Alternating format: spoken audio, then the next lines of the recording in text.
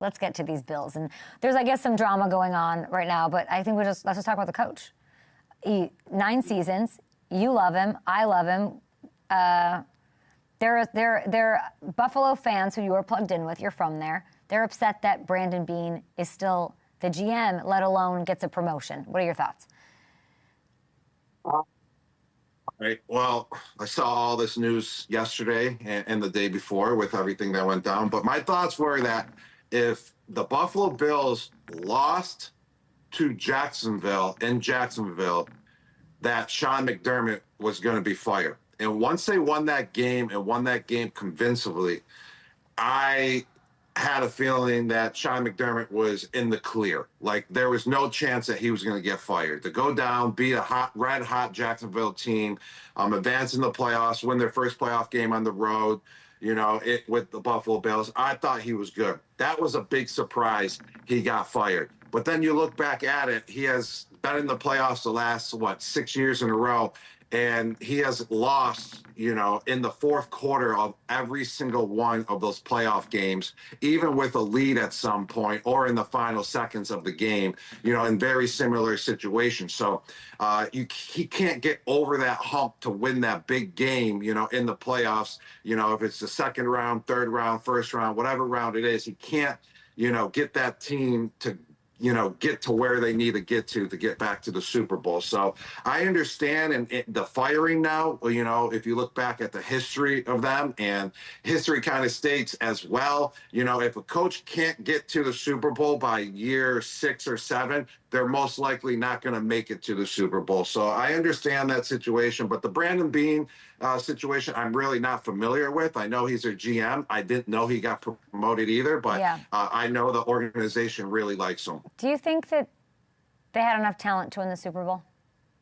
No, I don't think they have enough talent. Wow. And I said that at the beginning of the year. They got Josh Allen.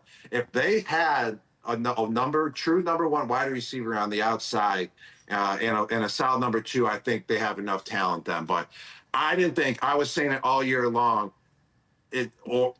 the Buffalo Bills, or once the playoffs hit, this is going to be the easiest path to the Super Bowl for them because they don't have Patrick Mahomes out there. They don't have Joe Burrow they're going against. And Josh Allen is by far the best quarterback in the playoffs in the AFC.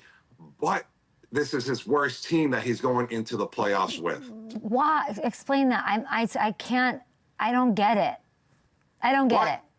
But not having enough talent. Where do you see not enough talent? Where do you? Khalil Shakir has more yards after catch than almost any receiver in the National Football League. Tom didn't always have a true number 1 wide receiver. Patrick won 2 without Tyreek Hill. He was throwing to McCole Hardman, just the similar. Like do you know that they have the number 1 pass defense in the National Football League going into that game? Number 1 pass defense, Rob Gronkowski. Want to know who the NFL's leading rusher is this year? Take a guess. James Cook. So where are you seeing not enough talent? Where are you seeing not enough talent? And even though I said not enough talent, I didn't correct it. I corrected it a little bit by saying that's not an excuse, though. You don't need the most talent in order to go all the way and in order to win a Super Bowl. It's the best team. It's the best team that plays together. For example, look at the Indiana Hoosiers. They just won the national championship, and they don't have the most talented guys on that roster. They don't even have a 5-star player, and they went down and they beat every team with 5 stars throughout the playoffs, which is just ridiculous. So, they're an inspiration. So that just shows that you can win, as a team, even if you don't have the most talented players. But I'm just saying that was their least talented roster, I believe, over the last couple of years. But they still... They turned over the ball, Rob, 5 times. They should have won. And if they didn't turn over the ball 5 times, they would have won with the talent they had. And you know what? If they had turned over the ball just 3 times, they probably would have won with the talent they had. Bill Lever. You're Buffalo Bill Lever. You're Bills Mafia. But I'm not, because I'm saying that, and Bills fans will kill me because they think that they don't have enough talent. But you're not promoting the guy making the decision. I don't know. I've never thought they don't have the talent. I think it's like a weird excuse. I think Josh is going to manage the game better going forward. Well, Josh Allen had so much on his shoulders throughout the year. That's why it's easy to say they don't have enough talent, because your quarterback shouldn't be doing it all. They shouldn't be running the ball. He shouldn't have to be making the heroic plays that he was making throughout the whole entire year. And that's where it's coming, as they don't have enough talent because of that reason, I would say, because of how much pressure was on Josh Allen. And they just don't have a true number one. And it's fair to say, whenever a team doesn't have a true number one wide receiver, Kay, everyone always says we don't have enough talent. It feels like you need a true number one wide receiver, in order to believe in your team that you can make it all the way. And that's what a lot of people say when there's not a team with the skill position up to par. I'm trying to think about it. Think about it. Tom Brady. I mean, well, he's different. He's different. You can't always. People are saying Josh Allen's the best excuse. quarterback in the league right now. Okay, Patrick Mahomes. So are you saying Josh is not the best quarterback? I'm just saying. He's the best quarterback in the AFC. Well, here's Tom. This just shows how Josh is better than Patrick Mahomes. Rob, I love you, but let's go. No. I'll have this argument with you. No. He was better. Patrick Mahomes wasn't in the playoffs. Josh Allen was the best quarterback in the AFC in the playoffs. If you need to win, what is the goal of an NFL team to win a Super Bowl? I want you to tell me right now. You have to win a Super Bowl this weekend. Which quarterback you're picking to win that Super Bowl in the AFC? Josh over Patrick?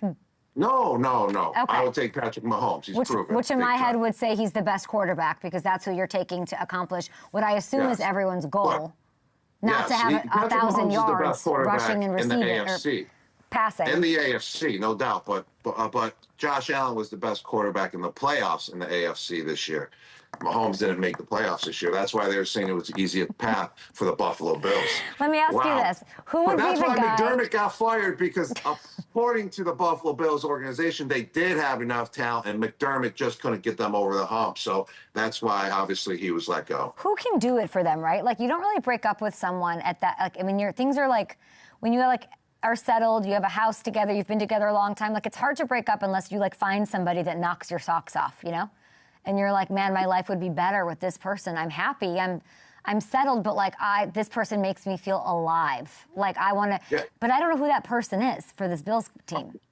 I don't know who either. And that's why it was a shock to me. And I was surprised when the Buffalo Bills fired him, because there was already 8, 9 openings already at the head coaching position, with teams already having the advantage of already interviewing other guys out there and knowing, who to scout and who their next interview is going to be. And then all of a sudden the Buffalo Bills fire their head coach with so many other openings out there. I don't even know if there's enough, candidates out there that are actually qualified to be a head coach in the NFL. Let's go through some right now. I mean, Brian Daboll requested. So many openings. The Bills requested a head coach interview with your Chaboy. There we actually. If there's anyone out there that's going to spice up this organization, it would be actually Brian Daboll. The return of Daboll.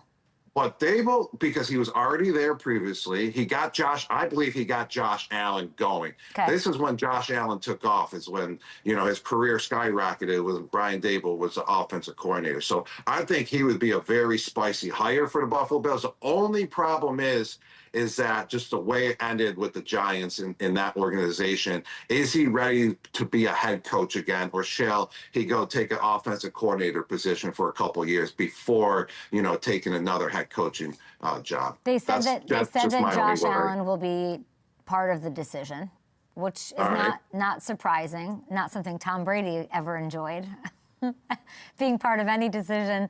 When he was the quarterback on the team you won 3 Super Bowls with, maybe the 4th one. Did Tom have personnel decisions in Tampa? He did, right? They checked with him. I don't think he really had any personnel decisions when he was in New England, but in Tampa, I feel like he had a little say. I feel like, from what I just saw, he deserved it. Well deserved. Being in his 40s, being around football for so long, and he's the one throwing the football to the guys. I think at the skill position, I think he had a little say. I'm not 100% sure. I wasn't in those meetings, but just from the looks of it and being around, I feel like he had a say, a decent amount. Here's who's interviewing. Coach Lou Anarumo, so defensive-minded, guy. I could see him in Buffalo as he's never gotten a shot, though, so that's a little bit of a risk. Joe Brady.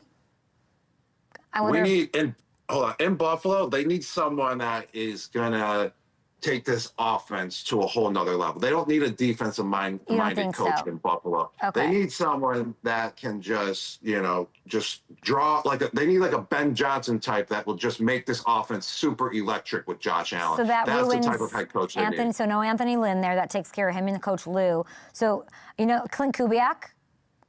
He could be definitely a possibility. I could see that. Davis Webb is 30 years old. He's a year older than Josh, and they're like best friends. So I bet you Josh is pulling for him. I don't know if that's the right move. He may be too young. Yeah. Too young still.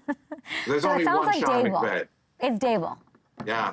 I mean, if Daboll's interviewing, that would be pretty epic if he becomes the Buffalo Bills head coach. I mean, I think that would be a dream for him because he is a Buffalo guy. He's from Buffalo as well. And that's what truly got him on the map.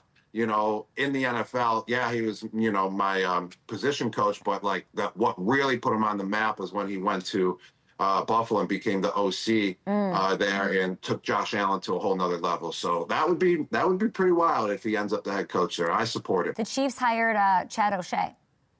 Do you see that? I actually just saw that this morning, and I'm pumped about it. Chad O'Shea is responsible. I wouldn't say responsible for Randy Moss's and Wes Walker's career in New England, but I would say he's responsible for Julian Edelman's career in New England. That's for sure. But Chad O'Shea, I mean, he was there in the prime of Randy Moss and Wes Welker at the wide receiver position. He was the wide receiver coach. He helped establish that and help that offense grow. Help those wide receivers be on the same page as Tom Brady. And he's got so much knowledge of the game of football. I love Chatty O. I associate with him at practice all the time. We always chit-chatted. We had a great time talking about things. What can KC fans expect off the field from him? of football as well. I'm a smart guy, very smart, knows the game of football, no doubt about it. He was an offensive coordinator before, but I truly believe that he fits at the wide receiver position better than any other coach, out there. I wouldn't say better than any other. I would just say he's a top prospect. He's a top guy, but probably a top 3 wide receiver coach in the NFL. There's no doubt about that. But I'm telling you, his knowledge and the way that he could connect with players as well. It's not just about coaching and knowing what you know about football and knowing everything inside and out. It's how you connect with these guys and how can you bring the best out of them. Yeah. And that's what he does. And that's why he's so great. And I think he's the mold fits him perfect at the wide receiver position as well, at being a coach there. I feel like when I was up there in New England, he was really good at Julian and all them liked him, but he also was held them accountable. And I think that's a great thing for the Chiefs right now. The enemy's back, and there's going to be this return to not that it ever went away, but there's going to be an emphasis on accountability. I remember a lot, nothing could slide because his boss was hovering over him named Bill, So it was he's got that Patriot-y way to him that I like. I have a question for you. Do you think Josh had to do all those put it on a show? You really think that? Josh Allen? Yeah. He couldn't. I mean, he had to have a big game every time, in order for them to win those big games and the big moments. So, I mean, to me, it's Tom it's a tough situation. Tom did something. Tough. Tom just knew that he could take over a game if he needed to, but he didn't. There's a self-restraint. There's a Tom never, that's the magic of Tom. And I think Patrick has done that throughout the years. And I'm excited for Josh to not do that. The idea of I don't have to press or do it all or take off or I can, I have a great team. That's Tom's hallmark was doing that. And I'm excited to see Josh do that. AFC Championship game back in Denver. I know you and Jules talked about how difficult it is to play there. What's the key for New England to counteract that in that building, in that kind of environment? Well, you got to have solid communication skills. If it goes down to hand signaling, sign language, because it's so loud in there. It's one of the top 3 loudest stadiums, in the NFL. You got Kansas City, that's a loud stadium. You got Seattle, obviously. I think Seattle's probably number 1. And then you also have Denver. So the atmosphere, it's very tough to play there. You're also a mile high up with the altitude. So it's a little bit tougher to breathe, but it doesn't really affect you too much at all, especially if you don't pay attention to it. So you just got to be prepared to communicate on the offensive side of the ball and work on that throughout practice all week so you're ready to go when it comes to game time and you can't really hear each other in the huddle or at the line of scrimmage. Patriots favored by 5.5. Who you got? 5.5. That's a lot. Yeah. But I'm going with the Patriots. I like money line bets. I like the money line bets. So if we're talking just straight up, I'm not saying they're going to win by more than 5.5, or if they're going to win, by less than 5.5. I'm just going Patriots. Just straight up on that money line. They're going to win this game. They're the more of the complete team. Even though they've been making the mistakes the last 2 games in the playoffs, they're going to fix those mistakes. Those turnovers that they have had, they're lucky that, like Houston had way more turnovers, which was absurd, but they're lucky in that instance. But I think they're going to correct that. They're going to clean it up, and they're going to go into Denver and give us that redemption, from the 2016 game when we lost. I was at that game. That sucked. I hated that game for you guys. Okay, so the 4 quarterbacks left, right? They're they're fun to look at, right? Different stages of their career, Gronk. I'm going to hit you with just some rapid fire here. Which quarterback has the most to gain from a trip to Super Bowl 60? Ooh.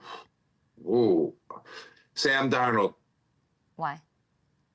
Well, Drake May's, in the early stages of his career, so he'll have plenty of more opportunities. So if it doesn't happen this year, it can happen next year or the year after. He's got a lot more years to go. Jared Stidham doesn't have any pressure on him at all. Jared. Which quarterback has the best all-around supporting cast, offense, defense, and coaching?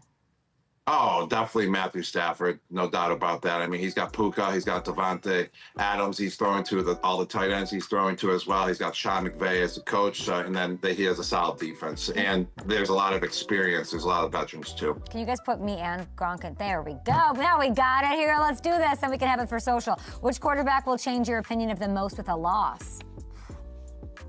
Ooh, with a loss. Ooh, that's tough. That's a really tough one right there. I mean, not Matt. Ooh. Matt's amazing. Oh, yeah, he is. Sam. I would say Sam Darnold, definitely. I mean, this is the year where, hey, can Sam Darnold get over that hump? Can he show up in the big games? Can he show up in the postseason? So if he loses and it's on him, then it'll definitely not change that opinion of his season this year. Which quarterback would you want to watch a documentary about? Ooh, well, we would have to go with... That's a tough question. Yeah, Matthew Stafford, definitely Matthew Stafford. I mean, being in Detroit, having Calvin Johnson as his wide receiver, not even going to the playoffs once, or I think he went to the playoffs one time, I think, and didn't win the game in Detroit. And now he's back in LA with the Rams and winning Super Bowls. That would be a good documentary. Drake May's too young. Which quarterback looks like they have the most unread messages on their phone? Oh, definitely Jared Stidham, because of what happened. And it's like the turnover's so quick that he can't have time to read all the messages that he's getting. He has to prepare ASAP for the New England Patriots. Which quarterback would you be happiest for to raise a Lombardi? Ooh, I would say I'm going to go with my guy, Drake May, and the Patriots, I'm a Patriot homer. I'm a Patriot for life. And this was a great episode of Animal Control. We'll see you next week. You're right. But I wasn't controllable. I was animal uncontrollable. You were animal uncontrollable, and that we leave it. Bye, Gronk. Bye, guys.